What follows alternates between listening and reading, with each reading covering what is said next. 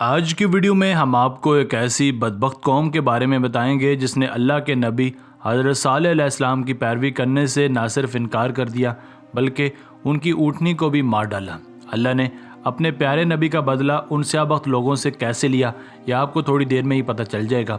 ہم بات کرنے لگے ہیں قوم سمود کی، جو کہ حضرت صالح علیہ السلام کی قوم تھی، مگر ہدایت اور رحمت سے ان کا دور دور تک کوئی تعلق نہیں تھا۔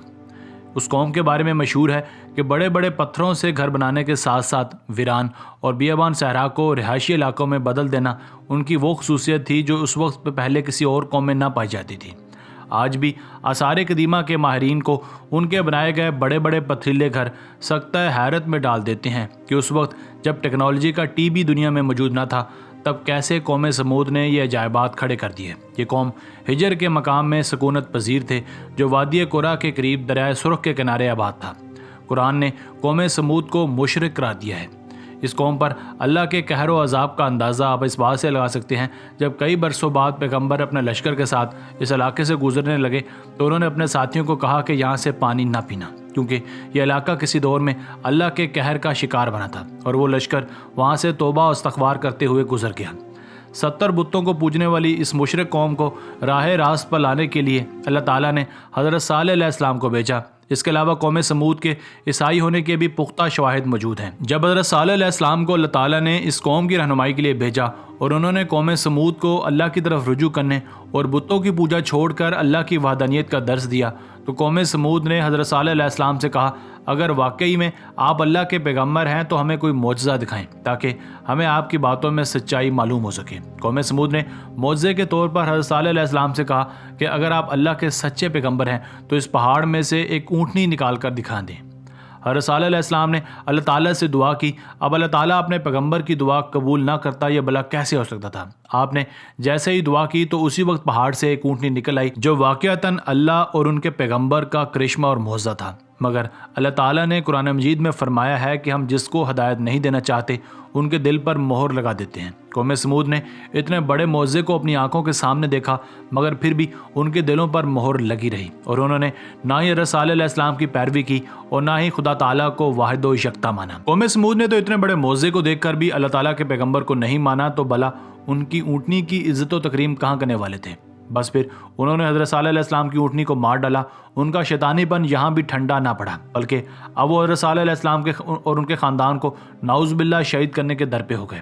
حضرت صالح علیہ السلام اور ان کے خاندان کو شہید کرنے کی نیت سے قوم سمود کے کچھ لوگ ایک غار میں چھپے مگر اللہ تعالیٰ کے قہر نے انہیں وہیں اس غار میں غرق کر دیا۔ جبکہ کہا جاتا ہے کہ حضرت صالح علیہ السلام نے اللہ کی بات کو ان لوگوں تک پہنچانے کا کام شروع کیا تو کچھ لوگوں نے آپ کی بات کو مانا اور ایمان لیا، مگر ایمان لانے والوں کی تعداد بہت قلیل تھی اور پھر آپ کے دشمن تعداد میں بہت زیادہ تھے۔ حضرت صالح علیہ السلام نے قوم سمود کو کہا کہ 3 دن بعد تم پر اللہ تعالیٰ کا عذاب آئے گا، اس کے لیے تیار رہنا۔ بس پھر ہوا بھی کچھ ایسا ہی، ہر روز ان کے چہروں کے رنگ بدلتے گئے، کبھی سرخ تو کبھی پیلے، اور آخری دن وہ لوگ اللہ کے عذاب میں مبتلا ہو کر ہمیشہ ہمیشہ کی نیند سو گئے۔ اب چونکہ ہم بات پہلے یہ عرض کر چکے ہیں کہ ان میں سے کچھ لوگ آپ علیہ السلام پر ایمان لے آئے تھے، لہٰذا وہ اللہ تعالیٰ کے عذاب سے محفوظ رہے، کیونکہ اللہ کا عذاب مشرکوں اور کافروں کے لیے ہے۔ کچھ روایات میں یہ بھی موجود ہے کہ جو لوگ اس قہر سے محفوظ رہے وہ بعد میں کہیں اور ہجرت کر گئے۔ اللہ تعالیٰ کو یہ بات منظور تھی کہ ان پر نازل ہونے والا قہر اور ان کا عبرتناک انجام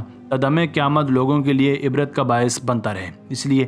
آج بھی ان کے باقیات اور ان کی بنائی ہوئی بلڈنگز اور گھر سعودی عرب میں موجود ہیں۔ یقیناً اگر آج کے دور میں کوئی وہاں جائے اور اس سارے واقعے کو ذہن میں تازہ کرے تو اس اللہ کے قہار ہونے کی تصدیق ہو جائے گی اور وہ جان جائے گا کہ اللہ تعالیٰ ان لوگوں کو کبھی ہدایت نہیں دیتا جو ہدایت کے طلبگار نہیں ہیں۔ اب یہاں پر ایک اور بات جو شاید آپ کو عجیب لگے وہ یہ کہ جو لوگ قرآن پاک کو نہیں مانتے وہ صرف تورات پر یقین رکھتے ہیں، وہ قوم سمود کے وجود کا سرے سے ہی انکار کرتے ہیں، کیونکہ ان کے خیال میں قوم سمود کا تذکرہ تورات میں نہیں آیا، اسی لیے اس نام کی کوئی قوم ہے ہی نہیں اور ان پر ہونے والا اللہ کا عذاب بھی نعوذ باللہ جھوٹ ہے۔ مگر جیسا کہ آپ کو پتہ ہے کہ قرآن مجید کے علاوہ جتنی بھی آسمانی کتابیں تھیں ان کے متن میں ترمیم کر دی گئی، مطلب کہ پچھلی قوموں نے اپنی آسمانی کتابوں میں اپنے مطابق تبدیلیاں کی، تو ہو سکتا ہے کہ قوم سمود کا تذکرہ تورات میں ہو مگر ہود کی قوم نے اسے تورات میں سے نکال دیا ہو۔ خیر یہ تو اللہ ہی بہتر جانتا ہے۔ جب حضرت صالح علیہ السلام نے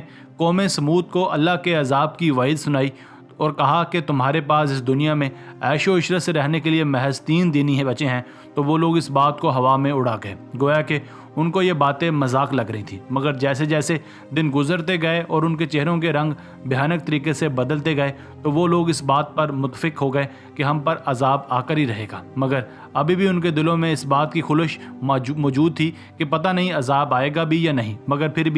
پھر وہ دن آن پہنچا کہ جس کا وعدہ اللہ نے کیا تھا، اور اللہ کا وعدہ تو سچا ہی ہوتا ہے۔ اس دن نہ ہی ان کی کوئی توبہ قبول کی جانی تھی اور نہ ہی وہ پلٹ کر راہ راست پر لائے جانے تھے۔ اللہ تعالیٰ نے آسمان سے ان پر پتھر برسائے اور تمام مشرکین سمود کو جہنم واصل کر دیا۔ آپ ذرا اللہ کی تدبیر دیکھیے کہ وہ قوم جو پتھروں سے بڑے بڑے اور اپنے سحر میں مبتلا کر دینے والے گھر اور بلڈنگز بنانے کا ہنر جانتے تھے، انہی پر اللہ نے پتھروں کا عذاب نازل کیا۔ آپ اس قوم کی شرپسندی کا عالم دیکھیے کہ جس دن اللہ نے ان پر عذاب نازل کیا اس دن اس قوم کے 9 لوگ ایک غار میں جا چھپے تاکہ حضرت صالح علیہ السلام کو ان کے اہل خانہ سمیت نعوذ باللہ شہید کر دیا جائے، مگر اللہ سے بڑا کون ہے؟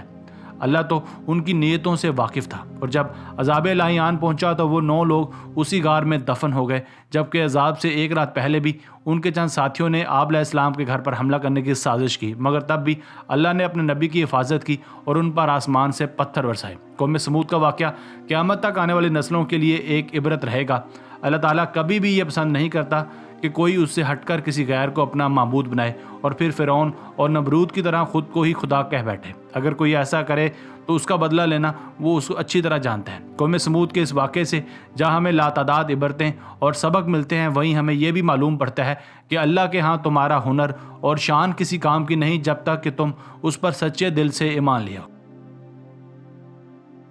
آج کی ویڈیو بس یہیں تک تھی۔ اگر آپ مزید ایسی اسلامی ویڈیوز دیکھنا چاہتے ہیں تو ہمارے چینل وجود ٹی وی کو ابھی سبسکرائب کر لیجئے اور اپنی رائے کا اظہار کمنٹ سیکشن میں لازمی کیجیے۔ ملتے ہیں ایک نئی ویڈیو کے ساتھ، تب تک کے لیے اللہ نگہبان۔